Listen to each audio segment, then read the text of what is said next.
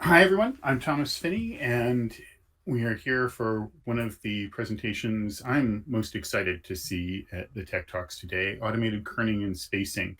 And we have no fewer than 5 different people who all have unique approaches and processes for handling automated spacing and kerning, spacing and or kerning, at least kerning, sometimes spacing as well. That's the right way to put it, I think. Um, and most of these people are practicing type designers. At least a couple are also, more on the theoretical end, but all of them have done some very interesting work, and I am very interested to see. We're going to start with pre-recorded videos, and then they're short, like 2 to 6 minutes, and then maybe just a brief bit on input devices, and then Lawrence, my co-moderator, and I are going to ask a few questions, and then we're going to open it up to you all. Lawrence, is there anything you wanted to say before we start playing videos? Yeah, we're going to go through it. I'll just say which order we're going to take the videos. We're going to go through, first of all, Tim Ahrens, whose tool Kernon, some of you will know. And then we're going to hear from Toshi Omagari, whose Bubble Kern covers lots of the tools covers his work on automated kerning and spacing. And then we're going to hear from Igino Marini, who's responsible for iKern, which is, I know a lot of people use that, had great results.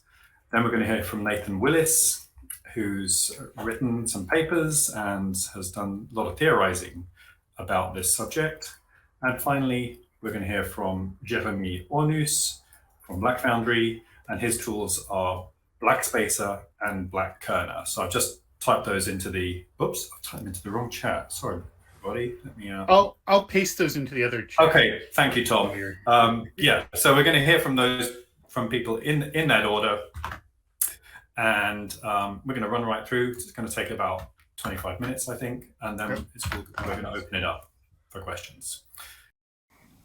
Let's have a look at how Kernon works in practice. It's a plugin for glyphs, a kind of panel.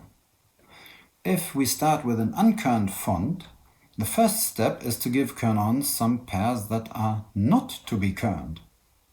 That's a very useful starting point for the kerning engine. I'm starting with some uppercase. Just make sure to give Kernon a variety of shapes. Some rounds, diagonals, the E, and some lowercase, an N first, then a few more combinations with the N, because that's the neutral letter, so to speak.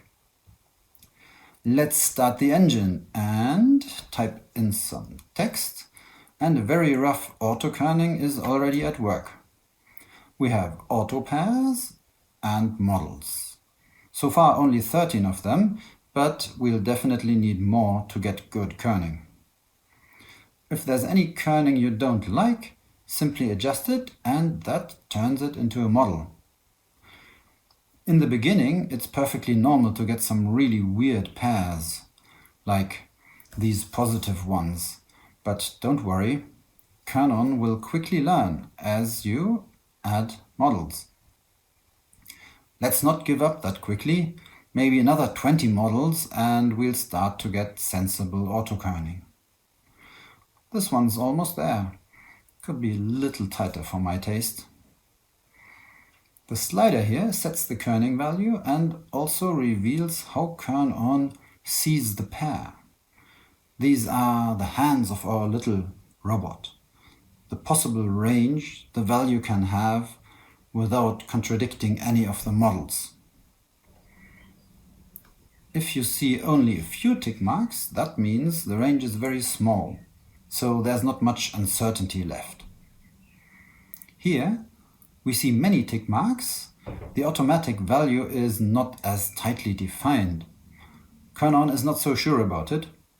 Even if it picks just the right kerning, it's often a good idea to switch it to a model to fill that hole in the cloud of models which in the end tightens the grip on the auto pairs in general. Kernon's got some suggestions for additional models. It's getting a little more interactive, a bit like a game or a discussion between you and the computer. XT. Sometimes it's asking tricky questions. You don't have to set all the suggestions, of course. If Kerner thinks these models are inconsistent, it will give you a warning. It can just about get these two pairs to work together by loosening their grip a little. But at some point, if something's really contradicting each other, one of the models needs to be removed. Let's hope this doesn't turn into a real argument. If you are really sure you want that pair, you can try again, and Kerner will try to resolve the mismatch by removing something else instead. In the end, it should be possible to negotiate a set of models that both you and Kerner consider consistent. Let's have a look at special spacing. What is it, and why do we need it? You are probably practicing it already without having a name for it.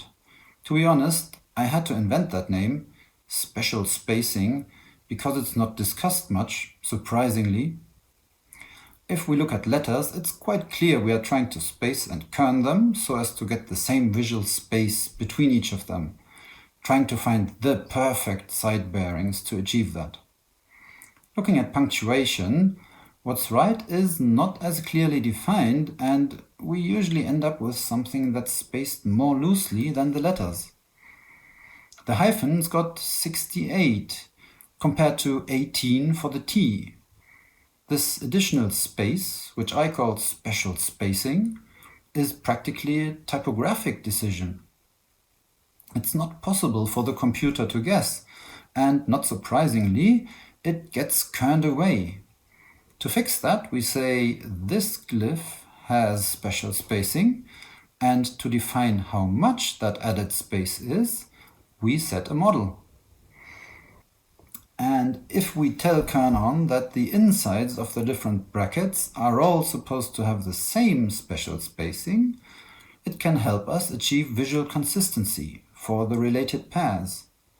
Consistency is really the only concept Kerner is interested in. We don't see what this added value is. Kerner handles that internally. These labels are like variables in a computer program. They have a name. You never see their value, but that's not necessary to work with them. So far, Kerner is only kerning what we type, on the fly. Once you feel you have enough models, it's time to push that button and to kern the whole font. Alright, Kerner is now generating the full kerning, also kerning classes and exceptions. And we're done for now. You can restart Kerner at any time and continue working just where you left. Hello, this is Toshi Omagari, and I'm a typeface designer and the creator of the kerning tool called Bubble Kern. Bubble Kern started with the question of what is kerning and why do we do this in the first place. So under normal circumstance, the letter spacing is handled by giving a glyph width to each letter and putting them side by side, and that's fine for many cases. But some other many cases, this is not enough. For example, for the case of capital V and A, the visual spacing might be too much, and you may want to make adjustments, give exceptions to this model. Those exceptions are called kerning, and you do this because the basic spacing model is this form.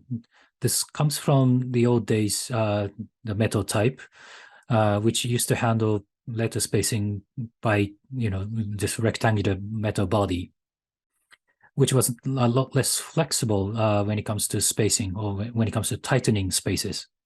So in phototype and digital era, when the restriction was technically removed, but we still stuck with this rectangular model for the sake of efficiency, of course. But we don't have to do this anymore. And I'm not the first one to ask the question and make something out of it. For example, Atari ST, that's Atari's operating system, had its own font format, and the font editor called Calamus had its own font editor. Font editor was Calamus. Had its staircase spacing system. So this is your side-bearing editor. And to give a more modern example, Microsoft's mathematical typesetting system and Cambria Math that supports it uses this staircase side-bearing system as well, because for mathematical typesetting, you really can't kern this whole typeface manually, because it involves a lot of letters and numbers and symbols of different sizes and different vertical position. So that simply way too many cases to handle and way too many unpredictable cases. And my bubble kern tries a similar idea, but still sticks with the traditional font format model. So it's not as ambitious as these two that I mentioned. It still generates regular open type kerning. So how does it work? You have a letter form and a bounding box. So far, so good. That's nothing special. But in the bubble kern process, you draw this second outline called bubble. This is like your second ideal side bearings. When you run bubble kern to generate kerning data, it converts this into a more efficient form, basically the difference from the rectangular side bearings, like so. And it puts, next to another letter that has bubble, and calculates the minimum distance between these two bubbles, like this. And this is going to be your letter spacing, kerning. And generates kerning data pretty fast. So I'm hoping this is, this ends up faster than just kerning the whole typeface. And you're responsible for the kerning. It's not, it is automatic, but the automatic process doesn't really judge the spacing or anything. You judge the spacing. Yeah. And sorry for the lack of live demonstration, but I talked about this at ATypI Warsaw, and the presentation is available on YouTube, so you can see it in action and see more detailed discussion on this. And at the moment, it doesn't really work on Glyphs 3, so I am working on the update. The prototype already works. But I also want to support right to left scripts and maybe vertical writing as well. I also want to improve the user interface and user experience, because currently it's a bit clunky. And also want to improve the workflow reversible. And the last point needs a bit more explanation. At the moment, in the bubble kern workflow, you draw a bubble and generate a bubble kern. And if you're not happy with the results, you go back to improving the bubble shape, rinse and repeat. But there might come a point, at some point, you're no longer able to improve a bubble shape to get a perfect kerning spacing result. You might want to adjust kerning manually, like a traditional kerning method. And there comes a problem. When you want to regenerate kerning right now, using bubble kern, the bubble kern doesn't know the difference between the automatic ones and the ones you added. So it throws away everything. So that's not very smart. So this is actually a destructive process. So I want to change that in the future. And my bigger plan, my bigger hope, bigger dream is that the bubble side bearings gets added to the font format itself, so that you don't have to really kern as much. But I think there's more benefit to that. Well, first of all, you can kern between different styles, different sizes, and different families even. And I think it's a slightly more variable friendly, although, I mean, technically, there's no difference between, traditional kerning and generator and whatever. And I think it also handles more complex spacing cases more easily, like other scripts than Latin. So yeah, that's Bubble Kern. Thank you very much for your attention. Bye.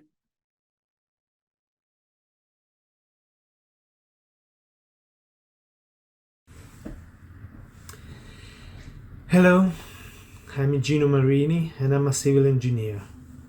I created iKern, a system to automate electrofitting, and I provide a service based on that. If the automation of spacing and kerning is a discipline, then it will be useful to evaluate the specifics of each solution. If each solution is the result of an evolutionary path, more than 20 years in my case, I think those journeys are of little interest to the end user. Much more interest in end results, processing time, cost per hour. If it is a discipline, it lies at the intersection of engineering and design. There can be two ways of doing it: a designer playing the engineer, or an engineer playing the designer. I think I was lucky to start out as an engineer, because I essentially learned how to learn, even to see things like a designer, and I've been trained to believe that I could do anything. That confidence comes from one factor: an explicit understanding of the problem. For iKern, I work to understand a mathematical model more than to build it. That is why I do not suffer the fascination for craftsmanship as designers do, and I do not conceive the shortcuts, the hacks, the workarounds that I often find when designers play the engineers. I have always had only one goal: excellence in results, in repeatability and adaptability, which means to deliver the exact result that I, for one, and also the customer want. What we want, not what we can. To do that, I have sacrificed one fundamental aspect: simplicity. Using iKern is like using a musical instrument. The more the model evolves, the more the tool has virtual keys and strings to play with. That's mostly why iKern is currently provided as a service. It may not be the ideal solution for some, for those who feel they cannot have everything under control. Personally, I think the quality of the controller is important, not the full control in itself. And in a way, I said currently, I don't know the future.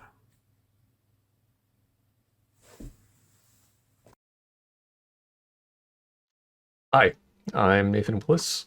I'm going to get right to my brief introduction, and then we can get on with the real session. As you can see here, I am a PhD student at the University of Reading. Those are my supervisors, Fiona Ross and Mary Dyson. And I also received a scholarship from the university, which is something I am supposed to mention. I always feel awkward mentioning that. It sort of sounds like it's an accomplishment on my part, which it's not. It's the university investing in type research, and we should all be glad for that. As a student, what I am writing is a thesis, not application software, so that's maybe a bit different than other people here. There's certainly a lot of different ways somebody could explore letter fitting as a research topic. My primary line of inquiry for the thesis is to analyze what people say and what they do in practice in type design. So, not in page setting or anything like that, but in designing typefaces. It's not the only possible approach, but I would say that starting from what people do bears results, because people who have said, let's model letter fitting on gravitational forces or something like that, have generally not produced results. Part of this, what this means is that I spend a lot of time looking at research that you, from the past and writing in the past, literature that you're undoubtedly familiar with. It also means that I look at software things that people have made, which you're probably also familiar with. For example, here are just a handful of the many letter fitting automation or semi-automation tools that people have created in the past. But then again, what people say doesn't always line up with what they actually do. And there are a lot of concepts that people cite that don't correspond to practice. There's a lot of things in the literature that people cite as a rule, but when you look at expired patents and source code, they really only implement one or two ideas. And so that's interesting to me. There's a lot of reasons why that might be the case. Just time, it's not possible to do everything interactively, or wasn't in the 80s, for example, so they didn't. Or in other cases, it's because there's ideas that are in tension with each other, and you kind of have to pick a path and do it. So a lot of what I've done in my research is going back to these root principles that people refer to, and try to tease out the hypotheticals and theorems and investigate those as concepts. Are they well defined? Are these two things in conflict, or do they reinforce each other? Are these concepts saying the same thing but in different ways? If so, is one of them easier or more useful than the other? Is it limited to some letter forms and some design spaces or others? And then in the end, what I'm working on is sort of how we develop a method from this. And so this is just a visualization. I don't actually make diagrams like this and try to, stare at them. But it's conceptually sort of what the problem is like, because we want to find a path through this forest of relationships between things that we believe are the principles that we're spacing with.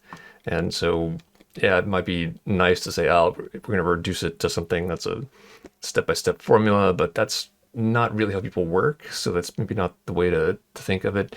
It has to be practical. You have to adapt to what you're fitting and to the way that you are working, and sort of the equation approach doesn't really do that. You have to save people effort and repetitiveness and time in their workflows. And ultimately, I think that's possible, or else I wouldn't still be doing the research. But it's not necessarily a one-size-fits-all thing. And then finally, the other thing I'm trying to do is frame the discussion in an accurate way, which is to say, these principles we cite are language and script specific, and they are about reading and using type in the real world. And to that end, the thing that I want to end on maybe is that I do real testing. And here you can see the website letter.fit that I post some public tests on. There's lots of tests involved, but some of the more interesting ones are when you show people real blocks of type and ask them questions about it, which is what this site does. So I would encourage you to take a look at that. Hi, I'm Jérémie Hornus from Black Foundry. I will show the spacing and kerning tools we have developed for increasing speed, consistency, and quality of the letter fitting of our typefaces. Both BlackSpacer and BlackKerner are using an abstract model that can work on any glyph of any writing system. Let's start with BlackSpacer. The goal of spacing is to make optically even white space between glyphs. The tool starts by setting all side bearings to 0. Spacing is initially set equal for all the glyphs. The user can then tune the amount of inner white to take into account, defining a measurement threshold. The inner white prominence is actually defining how much distances are tamed if they reach the threshold before the glyph's contour. All the measured surfaces in red have equal areas, helping to get balanced spacing for many glyphs at a time simultaneously. Now let's speak about BlackKerner. Kerning is assigning specific spacing adjustments to pairs of glyphs, generally making them tighter. The kerning process with BlackKerner starts by creating groups of glyphs that have similar shapes on their left or right hand sides. In a group, the glyph named master will be the one actually bearing the kerning data and will lead the others. The user then creates lists of glyphs that will be kerned together, enabling to batch kerning by categories. For example, uppercase on the left or on the right. Note that only the master glyphs leading the groups need to be included in the lists. Color marking helps to keep track of them. The lists can be uppercase, lowercase, figures, punctuation marks, or any relevant categories in your typeface. Then can start the actual kerning of the pairs. Choose a list on the left and another one on the right to kern the glyphs they contain. The preview allows to adjust settings before launching the kerning engine. By default, for Latin typefaces, the reference white space is measured between two H glyphs. The side bearings of the glyph O is used to define the minimum distance the pair can be tightened by. However, these values can be adjusted manually by the user. The so-called blur value enables measuring in diagonal instead of purely horizontally, making measurement closer to what the eye actually sees.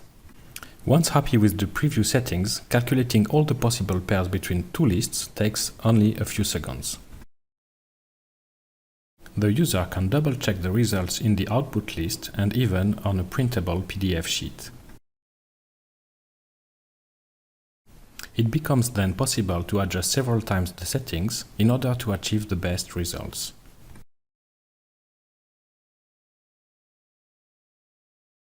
With Black Kerner, it becomes easy to get a consistent and even kerning across the full typeface without forgetting any pair.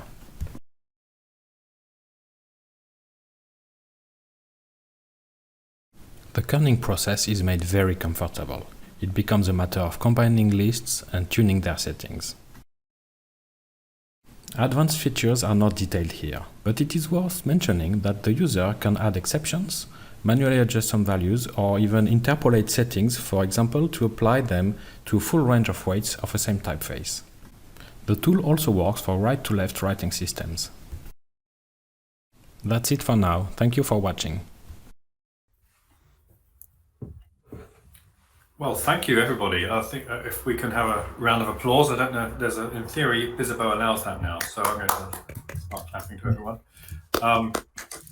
Thank you so much. Is Tom joining us again?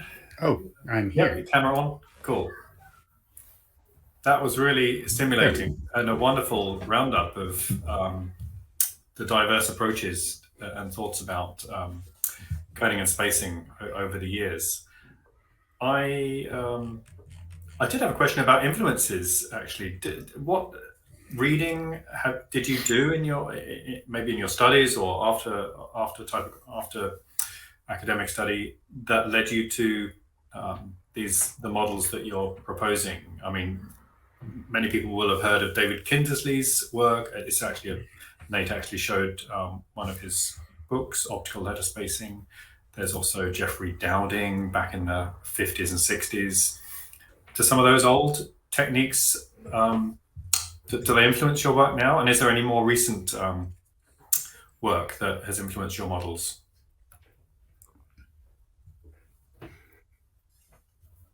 Influence. Maybe I need to pick somebody.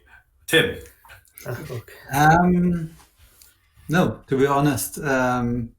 Kindersley I found very interesting, but well, we'd have to quickly explain. He's looking at the whole letter. Let's say if a C has a sort of center of gravity, and then how that's placed, which is very different from the way font makers or type designers think, because he wasn't making typefaces. He was doing lettering. So I really loved it, but I think it. Well, I struggled to think of a way to make it work in fonts. So no, I didn't have any particular influence. Interesting. Yeah. So you went more down the path of just analyzing what people are doing, as opposed to. Is that fair? Well, first I tried. Okay. Oh, sorry. Was it specifically asking? I was trying something a bit similar to bubble Kern. I think someone in here in the chat even suggested automating the bubbles with some sort of smoothing kind of thing. That's what I tried first, and then to evaluate how well that works, I compared that to manually kerned fonts, not only by me but also by others, and then slowly that idea evolved that you can use models to pick the internal settings. Yeah. No, one thing I found interesting about. Does anyone else want to talk about any influences that they had? Igino, did you any interesting background reading that stimulated your work or frustration? I was inspired by my work as engineer. I studied continuum mechanics, so I thought to apply what I knew.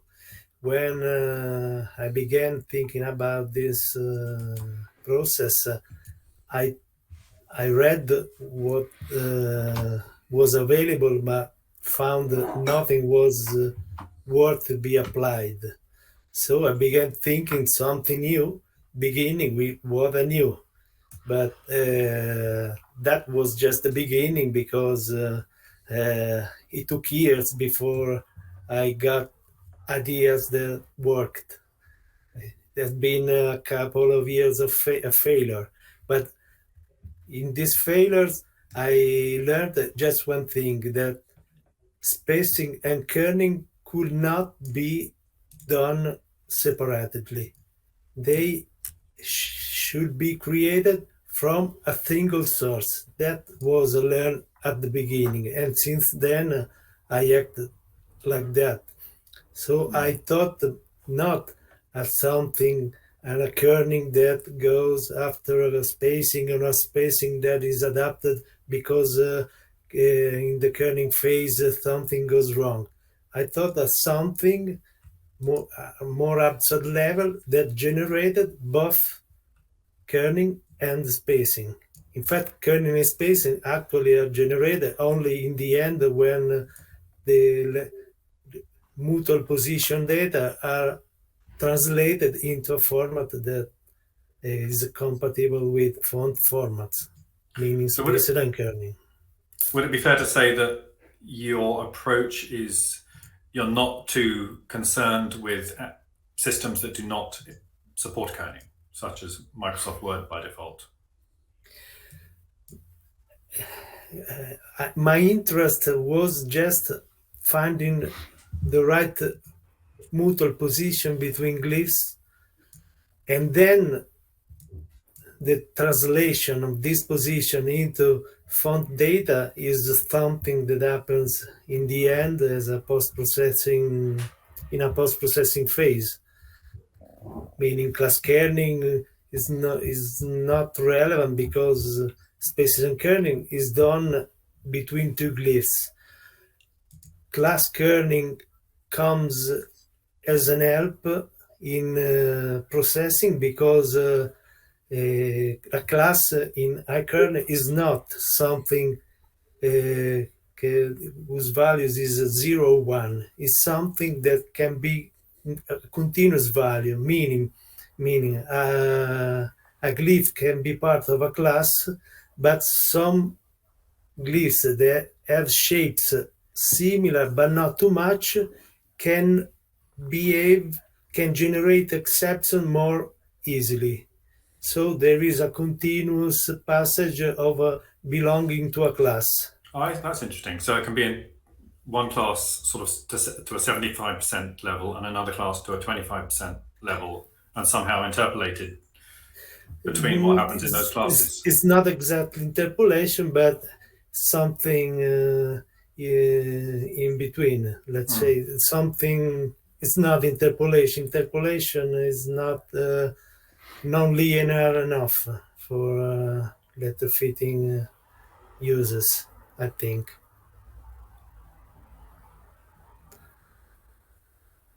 And that's so this is the first step. The way the theory, so the fact that both spacing and kerning must derive from a single source led to the creation of a theory, meaning I wasn't not too much interested in having a tool that accomplished the task. I was more interested in understanding a process that could generate. In this sense, I'm not interested in the number in themselves, but the way the numbers are generated. So my interest was not in from the typographic side or designer side. At a certain point, I began to be interested in the game of making a model more than the actual usability of the model. That's it. Can I also talk about I guess it's kind of similar to Kindersley, but attending calligraphy course, they don't really think in boxes necessarily. It's such an alien idea to any lettering people outside font industry. So stone carvers, lettering, sign painters, they see spacing in quite different ways. So I disagree with Kindersley, but it's the kind of people like Kindersley that influenced me. Yeah. Can we ask Jérémie if did you have any comment on influences? Sure. I mean, I was mainly influenced by my own practice of spacing and kerning. So what am I doing that takes so much time, and trying to kind of use the computer to help me save some time doing the same thing. So what I did is try to analyze what am I doing, like where do I look at to tune the spacing, if I want loose or tight spacing. It's really a choice of the designer. So I leave this choice to the designer. So with Backspacer, for example, you can make loose or tight spacing. It's really depending on what you decide, but it's made consistently throughout the glyphs you process it with. So you have different settings for different group of letters. And it's actually a very simple model, but I found it quite efficient in the end. I tried different things. I was inspired by Toshi Bubble Kern.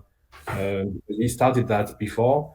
I tried it, and I tried to automate also the shape, like expanding the glyph shape. But of course, it's more complex than that. The bubble should be designed to save time, and I thought the fastest would be this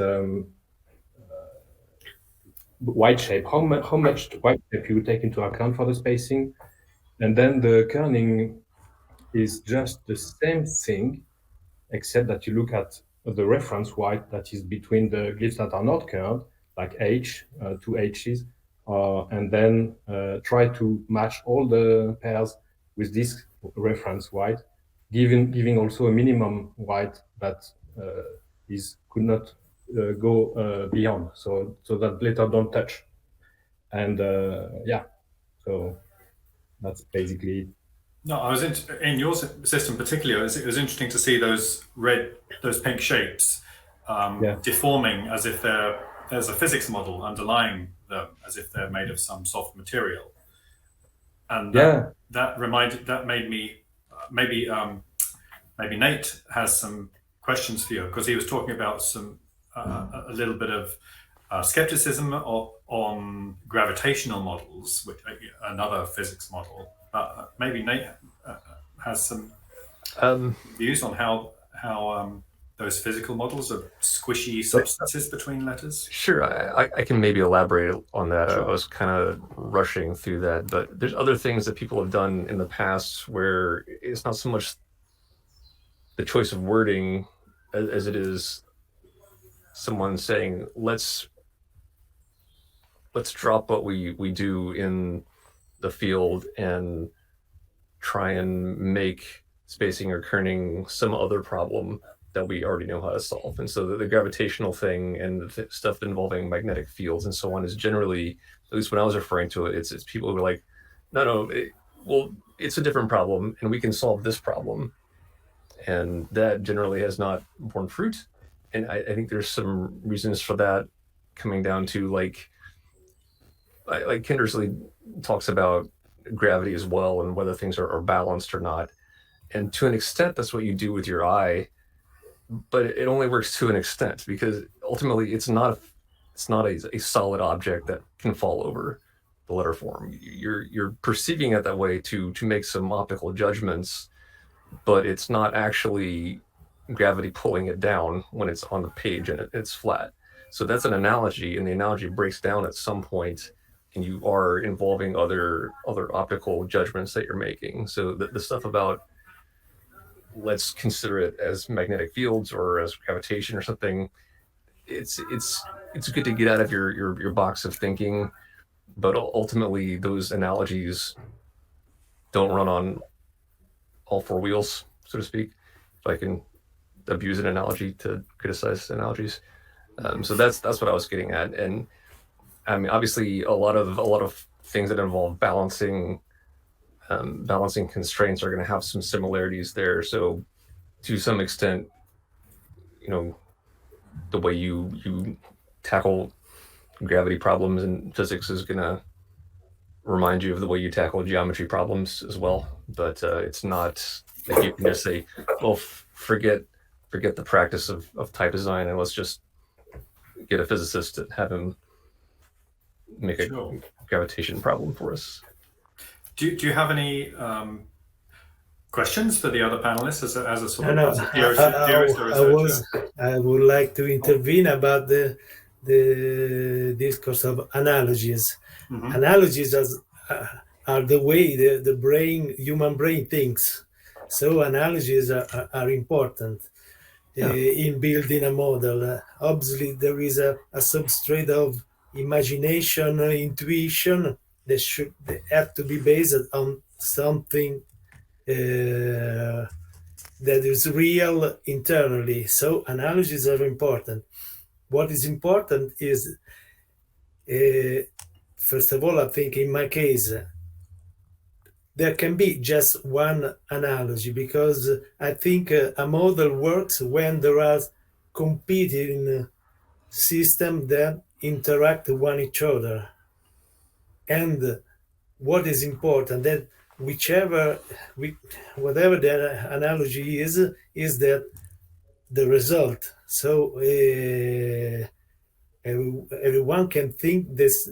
Maybe it seems to think different things, but what is important is that the result coincides with is the same as the expectation. So analogies can be varied. It depends on the background. It depends on the peculiar maths that is related to the analogy that may be more or less useful. But in the end, at least for iKern, it's not the system that decides anything. It's just a system that can be tuned to generate what I personally expect. So, yeah, thanks, Igino. I did want to ask Nate if he had any thoughts on all four of the models in terms of the historical context and what and their efficacy if you've actually tried them out. Right. So one thing that occurred to me in the moderator chat when Thomas asked me to think of a question for the practitioners here was how different tools give feedback to the person using them, because I think that's vital to creating a tool that works for people's workflow. So I'd be interested in hearing everyone's thoughts on, are you happy with the interface that you have developed, or do you wish it was different in some way, or if you share your tools with other people, does the interface constitute something that they have to learn, or does it seem natural? And if it's not natural, how can we make spacing and kerning feel more natural when you're in the process of using these tools? I don't know. Tim, do you have thoughts on that? We haven't heard so much from you. You're muted.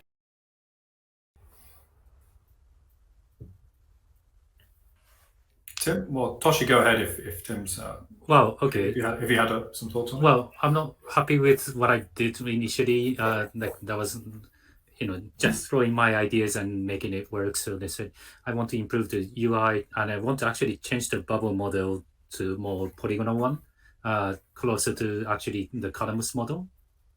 It's a band of side bearings that's hopefully more efficient, because ultimately I want to put that in a font format. So for that, it needs to be efficient. It's hard to calculate the collision of Bezier curves. So yeah, I'm looking forward to doing it when I have free time. That's it.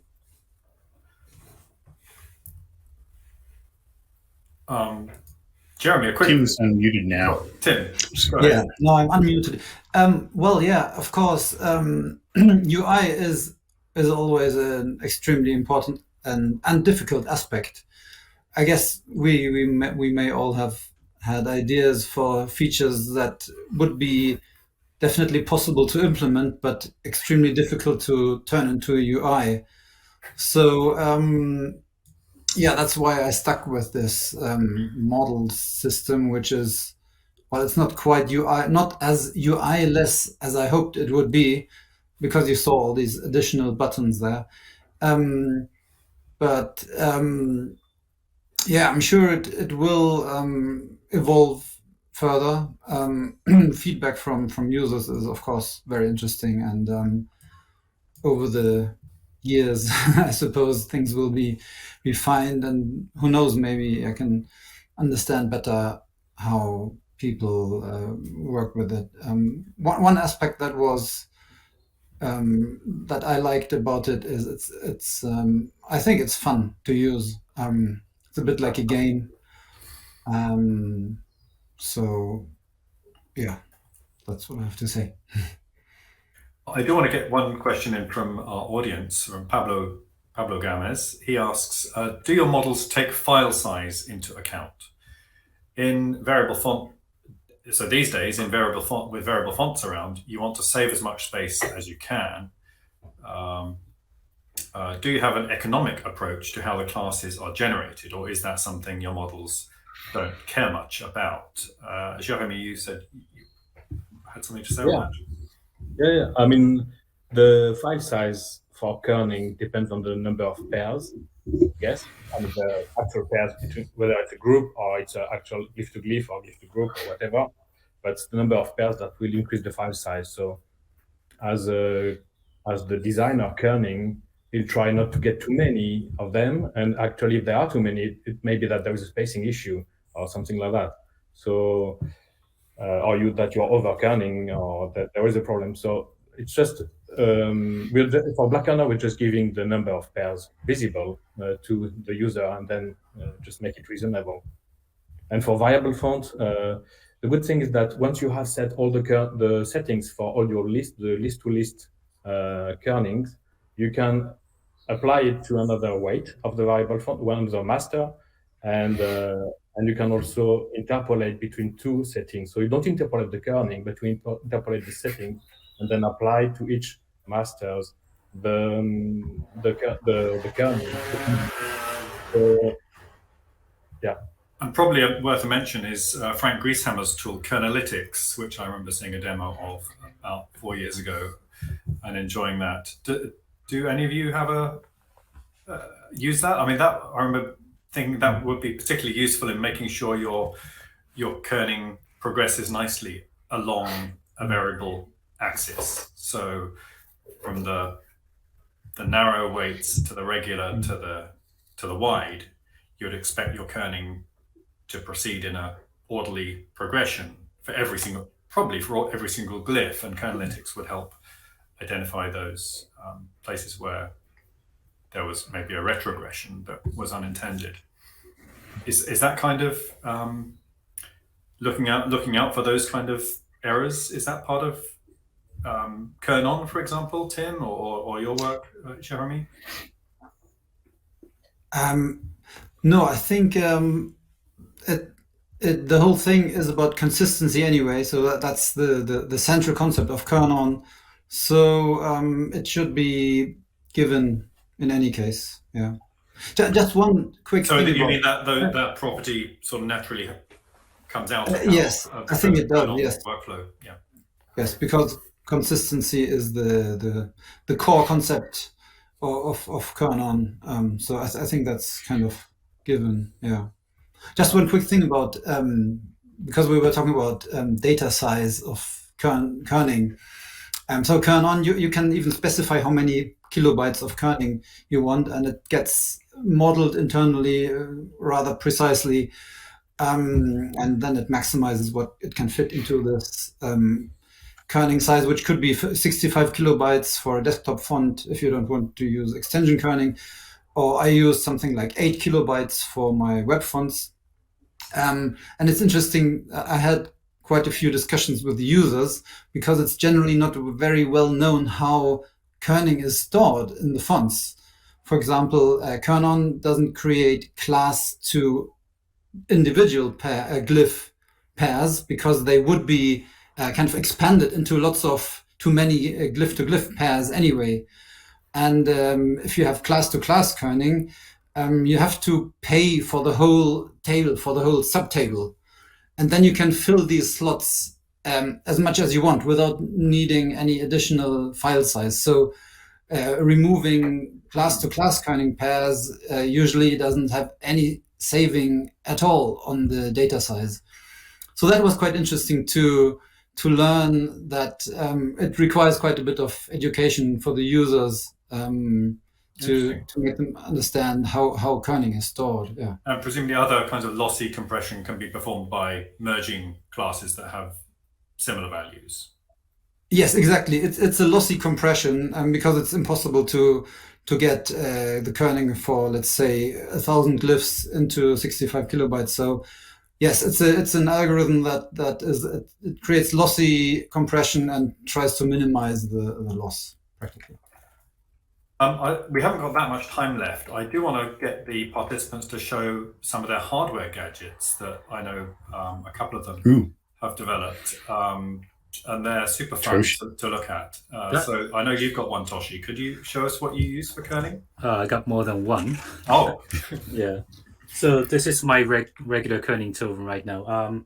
I used to have a gaming controller. I don't have it with me right now, but I decided to build my own.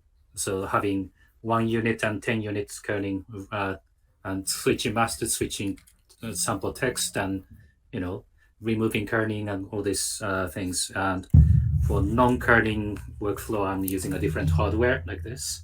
So, yeah. I even nice. And this is, you use it in your regular work every day when you're in kerning. Right? Yeah. Wonderful. And how did you construct this thing? Where did you get what skills did you need, and what materials are you using? What electronics are in there? Just keyboard buttons and microcontrollers like Arduino, whatever. So yeah. But the whole thing's 3D printed, right? Like the outer shell part. No, this is or 3D penned. 3D, say, right? Yeah, printed by hand. Yeah. Yeah. Okay. So, just wanted to comment on all of the tools. I really like the approach of Tim and Igino for specializing in certain scripts, and I think me and Jérémie are more interested in generalization of the problem across the whole script, not necessarily Latin. And I myself interested in generalization. Yeah. Well, it's the feature number one, I think. Does I can work on other scripts? I worked with many different scripts, left to right, right to left. Is not important because as long as there is a concept of white space, I can work. I work on Hebrew, Georgian, Inopticut, and different. This is important. I say generalization is important because being a parametric system, parameters can be tuned to go after a certain style. So different script that requires different styles can be recreated acting on parameters. That's the fact. Talking before about interface. The interface, if I like my interface, I don't like it because it has become very huge, because there are many parameters to take into account, and also many parameters are not used but needed to make experiments over the years, and they remain like that, like in a cockpit in an airplane, an alert or an indication that is not needed to work on fonts, but needed to for me to understand what's happening inside the engine. So the interface is, as I said in my introduction, simplicity is not taken into account, and for the future, I don't think because I built the interface as an engineer, as the same interface used for technical programs. But someday, I think someone else will take care of making it more manageable and usable. Cool. I hate to say it, but we are out of time. We had a great question from Erwin Dennison, which I'm going to throw out there and suggest we discuss in the the open chat room after, if people want the hangout space, if people are interested in that. Erwin's, of course, the guy behind High Logic Font Creator. And he said, I would like to see the results of each of the automated or semi-automated way of kernings in a way that can be compared. So he's proposing everybody use the same font and make the results publicly available. I thought that was an interesting thought. But thank you all so much. This has been fascinating and eye-opening. Thank you. Yeah. But we are out of time, so let's wrap it up here. And for those who have the time, if you wanted to continue this discussion in the hangout room, that would be cool. If you want to follow up at all. And thank you all for coming. And thanks everybody. To our audience. Stimulating discussion. Thanks a lot. Thank you.